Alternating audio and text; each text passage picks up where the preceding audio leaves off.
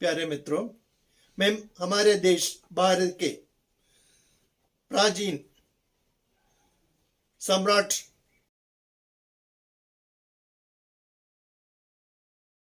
समुद्रगुप्त के बारे में कहना चाहता हूँ।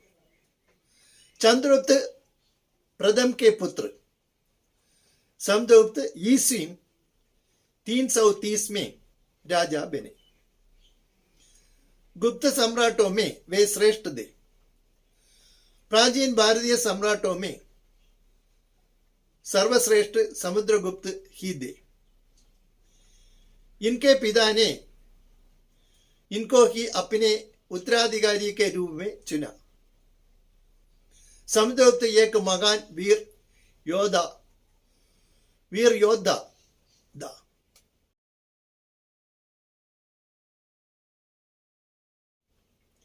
उन्होंने कई दिशाओं में स्थित राजाओं को जीतना प्रारंभ किया।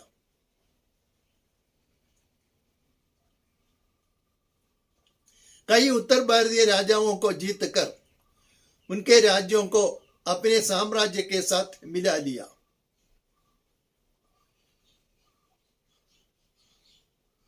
उन्होंने पूर्वी पांचाल और इंद्रप्रस्थ दिल्ली को जीता।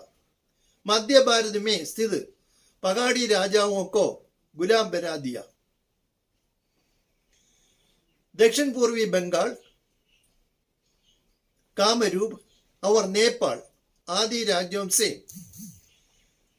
उनके आधिपत्य को मान लिया। सीमावर्ती राजस्थान, पंजाब और मध्य भारत में स्थित आदिम निवासियों के राजाओं ने स्वयं आत्मसमर्पण कर दिया। समुद्रगुप्त के प्रत्यक्ष शासन के अधीन साम्राज्य की उत्तरी सीमा हिमालय, दक्षिणी सीमा विंध्य पर्वत, पश्चिमी सीमा चंबल नदी और पूर्वी सीमा बंगाल की खाड़ी थी।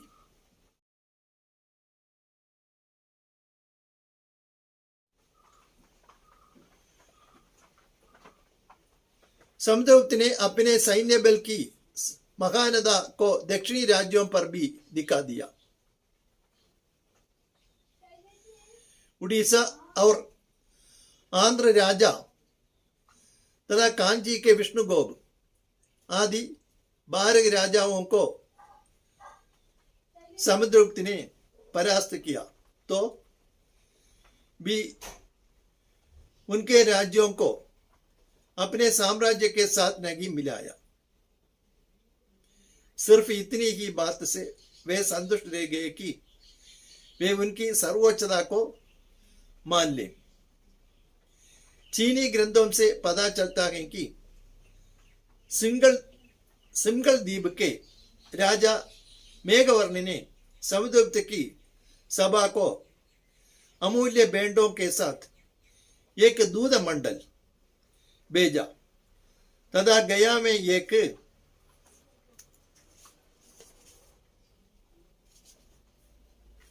बौद्ध मठ निर्माण करने की अनुमति पाई।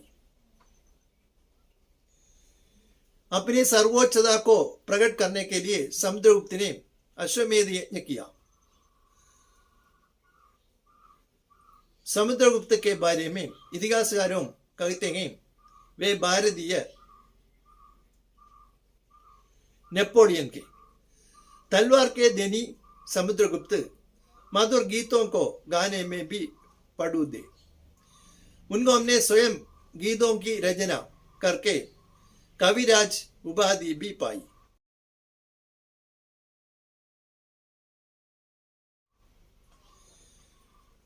उनके संगीत के प्रति प्रेम और योग्यता का पता उनके द्वारा प्रचलित सिक्कों में अंकित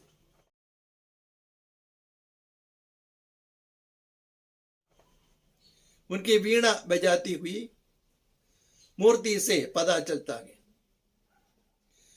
समुद्रगुप्त के दरबार को कवि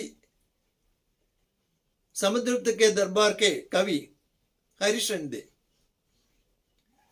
उनके द्वारा समुद्रगुप्त के बारे में रचित